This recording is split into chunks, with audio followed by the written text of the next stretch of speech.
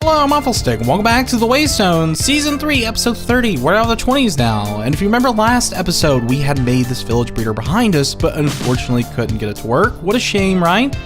Well, thankfully, Westra had commented on my last video and told me that I needed a solid-state block behind these doors. Naragath had also told me, so thank you guys, that has fixed it all. I even moved this guy up, thinking it was the distance from the village breeder itself. How foolish of me. But we now have some baby villagers to work with. We just gotta let them grow up. Actually, quite a few in there. Oh my god. Is it really that efficient? Wow. That's pretty impressive, but it doesn't even look like they're able to go down there. There's so many villagers. When they grow up, they will be transported into this little tube right here, and then we can just transport those villagers out into whatever system we deem necessary. So I want to do a continuation of this project, this episode. I normally don't do that. I've been just so excited to get into village trading and just getting some good stuff at our fingertips. Now, I have made some changes off camera to my base, and I was really wanting to show you guys. I mean, I was looking at the base, and I was like, this needs some spring cleaning because it's, coming up soon, and I just wanted to make it look a bit different, more cohesive, and more interesting. So we've got these gold blocks here, kind of goes well with the yellow, and I started thinking we haven't used gold or wool in this project. And now I have note blocks and a nice little system right here. I mean, it does flick up once and then goes up. It's a bit weird in that aspect, but it's because of the observer block. And we can call it back down like this. Makes like a nice little tone too. I like it. And so you may have immediately realized I have this acacia theme going on in the base. And these fences do a really awesome job of filling in the area. I think it looks really nice, along with the portal redesign and other tidbits. That was just a block of yellow before. I made a proper staircase going down into this area. A lot has changed. I was just really wanting to rework the base, and I didn't really want to allocate a whole episode to just doing like little tidbits like this. But I think it looks rather awesome. So let's get started on the project today, because I'm excited to get into some village trading. Yeah, I suppose we should do the boring parts before we get to the fun parts. I had made a huge mess over here, just, getting this thing ready last episode. And I had removed the cobblestone tower behind me. It just looks so much cleaner. Especially when you have a beautiful piece like this. It's not the most beautiful piece in the world, but we can maybe design it in the near future. I'm going to take these rails out to about this point. That way we'll have easy access to the village if we want to send any villagers over there. Right, I think that should about do it. Everything is clear over at the village breeder, and it looks so much better. I mean, it looks 10 times better. I hated that cobblestone tower in the background. Oh, it's all ready. I might have to clear out some space for the village trading system because I was wanting to do it between the breeder and also the base. I started thinking, and after about 20 minutes of pre-planning, I had realized I have a beehive-themed base, and I wanted to incorporate that into the trader itself. So I decided to come over here to the mesa and pick up some blocks because I want to do some decoration with cyan stained clay. I think it's the closest thing we've got to navy blue and would look really awesome with yellow and something that would, differentiate it from the base itself. I've just got to be really careful down here. There's creepers everywhere. So I'm just going to continue mining up this terracotta. I think I actually have enough right now. I should probably put it away and get it rolling on a design. I'll probably go into a creative world, because I'm a bit confused on what to do. I love the way that lava fall looks. It looks so cool. But we have a slight problem. I went back to the nether portal and got sent to another portal for whatever reason. And now I'm lost in the nether. I don't know where in the world I am, so I'm hoping I can find home. Oh, I'm a total idiot. God. Where do I go from here? I have no clue. Maybe I could get someone to go in the nether and get some coordinates. That'd be a good thing. Okay, thank you so much, Llama Freak. He has saved my life, so I just gotta follow those cords, and I should be back at home. So that's for the Nether Hub. Awesome. That'll be fine enough for me. This is such a relief. It's so terrifying to get lost in the Nether. Forgive me, I'm not very familiar with MC Edit, and I was going to expand this all the way down and then to the other side. But I just didn't know how to do it. I mean, it's 2018, you'd think I know how to use MC Edit, but I don't. And I think everyone has switched over to World Edit. I'm a survivalist. I'm going to use that excuse. But here's a very small, fine example of what we got for our village trading system. I mean, we've got familiar blocks like yellow concrete and also the much more dull yellow terracotta. blending in with some of the birch and stone slabs for separation, and toned down by this oak fence. Nice tone down. Oh, it looks nice. I personally really love it. It's very colorful too, but in an odd way. It kind of tones down in certain areas and just brings it back. I absolutely love this, and I decided on the blue terracotta. I want to call it purple, but it's blue terracotta. It just looks much better with yellow. I wanted to try out some purple. We all know it's purple, it's not blue. And also using redstone lamps with daylight sensors. These things are going to be quite expensive unless we can get some from Frem's Wither Skeleton Farm from the Nether. I think everyone uses Thunder Gaming's because it's just a little bit bigger. But yeah, let's go ahead and get started on this. I'm going to go over the waystone and then look for these materials real quick. Then we'll start a time lapse of getting this bad boy knocked out. Right, so I made a visit over at Frem's Wither Skeleton Farm, and I have collected all the daylight sensors we need, and I've got sort of a blank template to work with. Above me, some white glass and some andesite blocks. So these are going to be the markers for the outside of the build, and we're going to be working on that. So let's go ahead and start rolling a time lapse of me getting this done so we can get it out of the way. We've been needing a trader for a while now.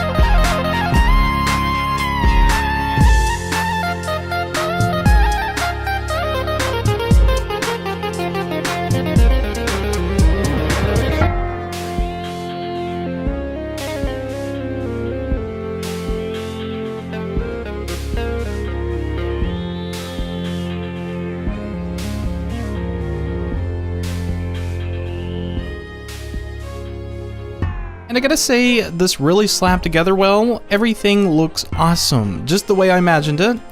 But there is a small difference. You may have noticed these little cobblestone pieces. I decided to throw in some cobblestone because I'm going to be needing a full block for the fence post behind this. So we hit that lever, and that will give it villager access when they go through the system. But I ran into one small snag I didn't think about. I didn't follow the tutorial when I done this. So I ran into the problem of having these water circuits and not having a way to continue the water circuit. I didn't even think of it. Normally for item transportation and stuff, you would just keep this, at different levels so that the water would keep flowing down. But in this case, we want the villager to be snug fit with the ground so they'll fall right in when this is pulled open. I would test it, but I'm afraid to fall in there and not be able to get out. I also cleaned up the back end as well. On the underside of it, if we can get under there. I wonder if I could just float there. There we go. Just went through the slabs. So I cleaned this up so that we can have little pistons right there to pull the blocks from out under them when we don't want a villager there any longer. And I'm going to have some other separate system down here. It's going to take a bit of work. I didn't realize all of this stuff had to come together. For whatever reason, I was just thinking of the build itself. So maybe I can get those pistons in. I will ask someone on the server about that water transportation and see if I can get it figured out. I've pulled you back into a creative world, and I'm just testing this out to see if this transportation system works or not. I've only tested this one time. I've got like a little system set up, but unfortunately this little guy does not want to go down the line. So I'm going to break him real quick. I'm going to break this minecart, try it one more time. And do remember, this isn't being shot in from the side. It's going above it and then dropping the villager in. So that could totally be affecting it. Who knows? And I have not tested the other side. So we'll put down a minecart, see if we can put a villager on that minecart. Nope, that didn't work. Let's put him down first. So a villager there along with a minecart. Now we can just kind of push him in there if we can. There you go. Give you a nice little nudge. And it doesn't seem like it wants to go up to the fence from the solid block. I think that's what's blocking it. Yeah, I've got a couple of different systems here. So I'm going to see if there's any absolute difference, but there isn't. And I think the best thing to do is to switch these out with more of these fence. So we can do it like this. Just keep going over, and that one should work. I don't know from a solid state. So let's try that out again. So let's go up top. I should have a rel on me. There we go. We'll put it there, along with a villager on top of that and a minecart. and give him a nudge, another nitwit, I think. Okay, so this system's working. Okay, so if we used only fence gates, it would be a slow movement process, but it would at least work. That minecart just doesn't look like it's settling in there very well. I could just see the villagers getting lost. Okay, so we've tested the movement. That's good. That should work. Thank you for the demonstration, good sir. I'm going to kill you real quick. Now, what would happen if we were to do this? Okay, let's go for more in the middle. I believe you will be able to successfully drop them from an open fence gate, like the water going above. So let's give it a test. We've got a villager egg along with another minecart. And good sir, you know what's next. So he's going to the system. It's going to take a bit to get to that one door. But once it gets there, hopefully this will settle all of our problems. It might not look the best from the front, but it will at least work. Hi. You're my trap now. Okay, so all right, so you fall right in. That should work. Excellent. So I guess I just need to head back over to the Waystone. We need to go ahead and put in all of these fence gates instead of having varying blocks in place. Sounds like a plan, nitwit. Seeing as we're using the minecart system to transport these villagers, I have no reason to keep the top slabs because this is for when they jumped on the water, but unfortunately I have the most terrible connection to the Waystone right now.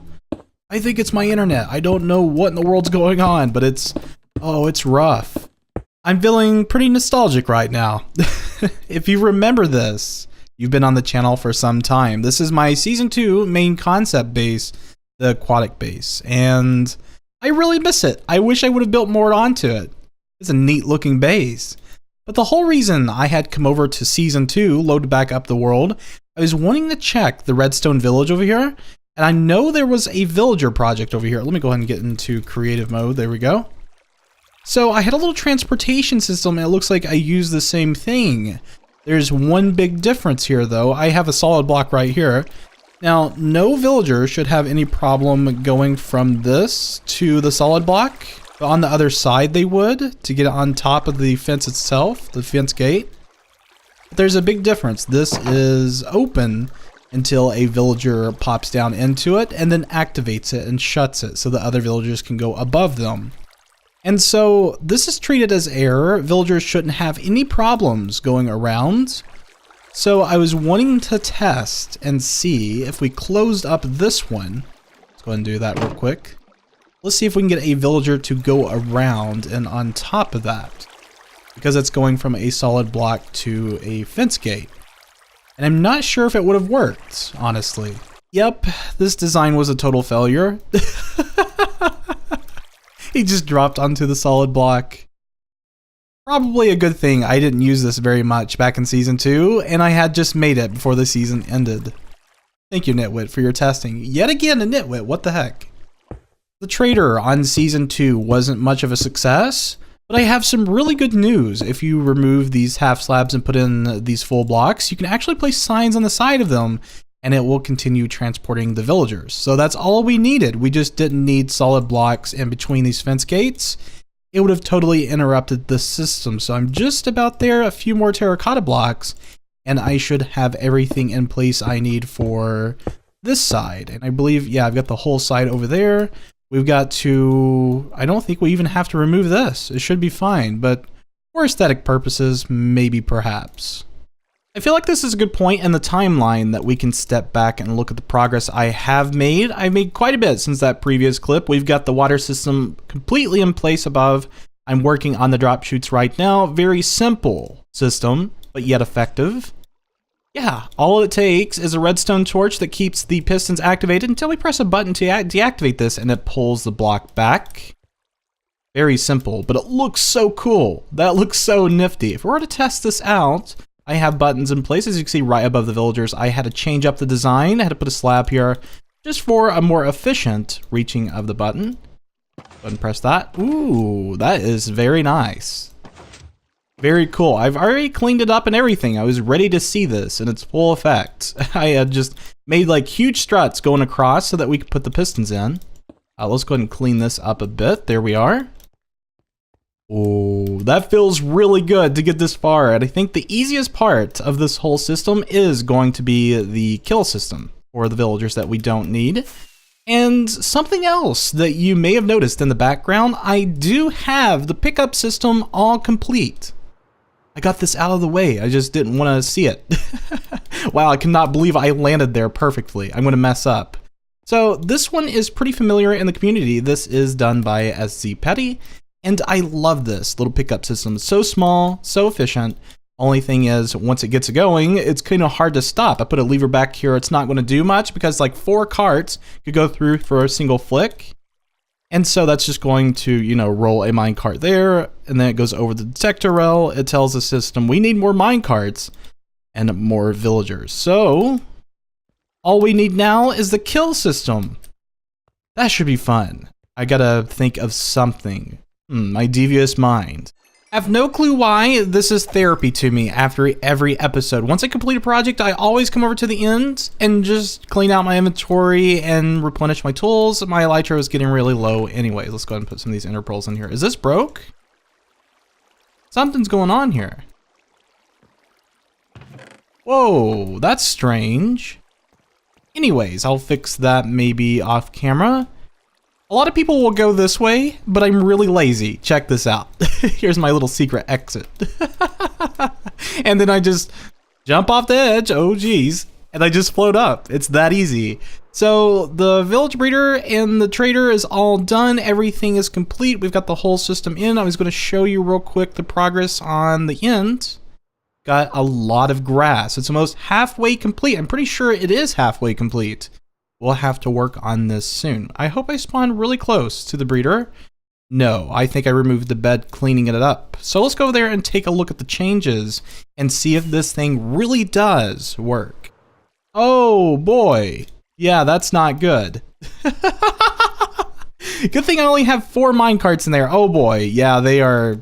So I guess what we're gonna have to do is just directly connect this up so it's going straight into the system rather than them dropping in. Oh, he's smothered to death. Oh, this is a big mess. Thankfully, that didn't take much at all. All we had to do is move this back and we could keep the retrieval system in place. We didn't even have to change it. So I'm getting villagers in here now. Gotta check their trades. I noticed they're getting stuck a bit, but then when a new villager comes through, that nudges them on.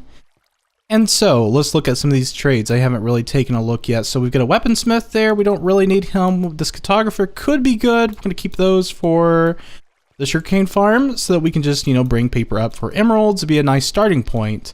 And this guy is the same thing, but he might be cheaper. So yes, we're going to get rid of you. Have fun. He's going to nudge him and then, you know, it'll continue in that cycle. So not bad at all. Very nifty. I'm glad we got this done. We needed a trader really bad. I think next episode I will show you what I've done off camera to get the emeralds. Let's see how this works.